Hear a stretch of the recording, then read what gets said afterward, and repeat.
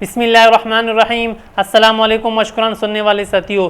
तो सब्जेक्ट है हमारा तबलीगी जमात और उसकी दावत के उसूल व आदाब। तो तबलीगी जमात और उसकी दावत के उसूल व आदाब तकरीबन 9-10 सबक आपके सामने रख चुका हूँ।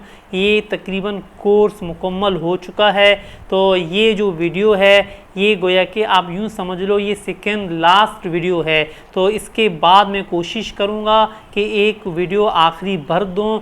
वो उस वीडियो में इंशाल्लाह मेरी कोशिश यही रहेगी, अगर किसी करीबी मस्जिद में अगर कोई तबलीगी जमात वहाँ पर आई है तो मैं वहीं पर जाकर आपको तरतीब बता दूँगा कि सैर रोज़े यानी कि जो गश्त करने के लिए निकलते हैं, लोगों को दावत कैसे देते हैं, किस तरह देते हैं, या अगर मुझे मौका मिला इंशाल्लाह तो शब जुम्मा जिसको कहते हैं, जुमरात यानी कि जुमरात की शाम होती है और जुम्मे की रात शब जुम्मा जिसको कहा जाता है, तो वहाँ पर जाकर आपको दिखा दूँगा मुकम्मल तौर पर। वहाँ से लोग निकलते हैं सैरोज़े के लिए, छिल्ले के लिए और साल भर के लिए।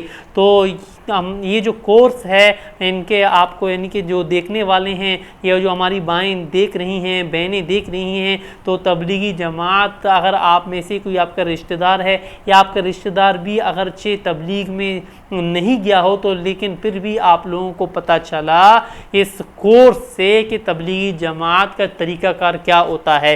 तो हमने जो यानी कि कोर्स का नाम, सब्जेक्ट का नाम रखा था, इस किताब की जो टॉपिक है, इस किताब के लिखने वाले जो यानी कि पहली वीडियो है आपको कहा था कि इस किताब के लिखने वाले हमारे उस्ताद मोहतरम हज़रत मौलाना डॉक्टर अब्दुल रज़्ज़ाक़ इस्कंदर साहब हैं।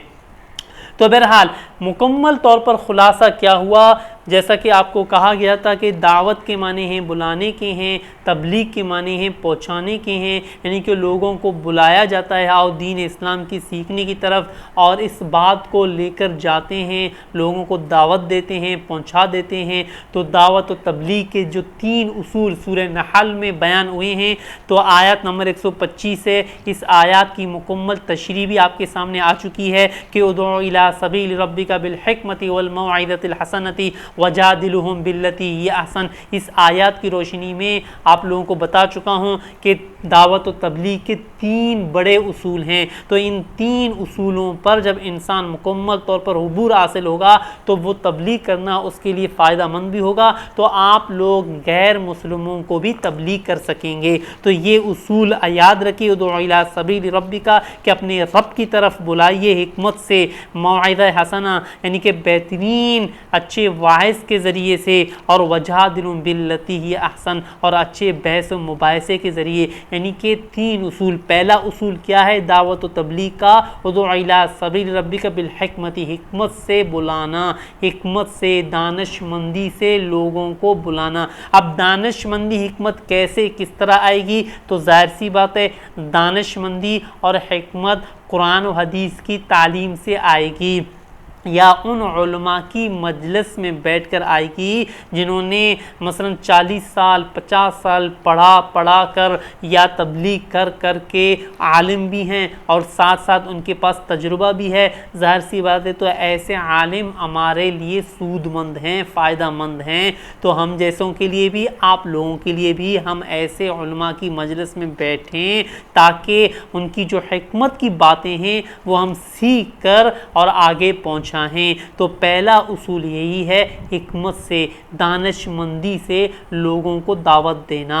और दूसरा है अच्छे वैज़ के ज़रिए, अच्छी नसीहत के ज़रिए, कहते हैं ना मीठे बोल में जादू है, तो मीठी शीरीनी ज़बान से लोगों को बुलाना। तो ये है दूसरा उसूल। और तीसरा उसूल है बहस मुबाहिसा के ज़रिए। ये आम लोगों का काम नहीं है, ये वो उन जाहिलों का भी काम नहीं है माज़रत के साथ जिन्होंने चिल्ला भी लगाया होता है या सैरोज़े भी लगा होते हैं। ये बहस मुनाज़रा सिर्फ उलमा ही करते हैं। और अगर कोई बहस यानी कि और आपको मालूम हो कि फ़लाँ उलमा हक़ पर है और वो बहस मुबाहिसा के ज़रिए दावत दे रहा है कुफ़र को, गद्दारों को, तो लिहाजा उसके लिए हम दुआ भी करें और उसकी हिमायत भी करें।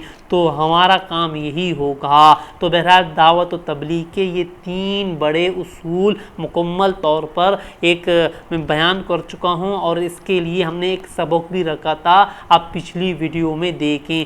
आज तो सिर्फ खुलासा आपके सामने अर्ज़ कर रहा हूँ। इसके अलावा दावत और तबलीग के मराहिल भी आपके सामने एक सबक हमने रखा था, एक लेसन हमने उन्वान बांधा था कि दावत और तबलीग के मराहिल। और पहला मरला क्या था? पहला मरला खुफिया तबलीग, यानी कि खुफिया तबलीग के हवाले से मैंने आपके सामने मिसालें पेश की हैं वाजा सल्लल्लाहु अलैहि वसल्लम की और सहाबा कराम रज़ी अल्लाह ताला अन्हुम अजमईन की, कि शुरू में वाजा सल्लल्लाहु अलैहि वसल्लम ने खुफिया तौर पर तबलीग की है और सहाबा कराम जो थे उन्होंने भी खुफिया तौर पर तबलीग की है। तो ये है पहला मरला।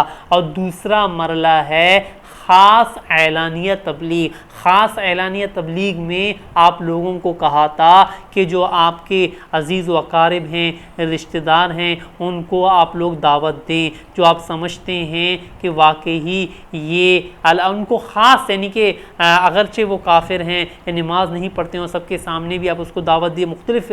और यहाँ पर आप देखें ना, हुज़ूर अकरम सल्लल्लाहु अलैहि वसल्लम ने हिकमत से ख़ास एलानिया तबलीग की है। आप तशरीह देखें पिछले वीडियो में कि जो चीदा लोग थे उनको दावत दी वाजा सल्लल्लाहु अलैहि वसल्लम ने खाने के लिए, और उसके बाद वो ऐसे अंदाज से उनको कहा, क्या कहा था कि मुझे आप जानते हो मैं सादिक हूँ, अमीन हूँ, आप ही लोगों ने मुझे यानी कि अलकाब दिए हैं, और अगर मैं ख़बर दूँ कि एक लश्कर एक यानी कि सफ़ा पहाड़ के पीछे से या इस पहाड़ के पीछे से एक बहुत बड़ा लश्कर आ रहा है, तुम यकीन कर लोगे? सब ने कहा कि हाँ हम यकीन कर लेंगे, इसलिए कि आप अमीन हैं, सादिक हैं। तो देखें हुज़ूर अकरम सल्लल्लाहु अलैहि वसल्लम ने यहाँ पर ख़ास एलानिया तबलीग के साथ साथ यानी कि हिकमत का जो तरीका था वो भी अपनाया था। तो ये है दूसरा मरला ख़ास एलानिया तबलीग, ये मैंने अपने तौर पर रखे हैं।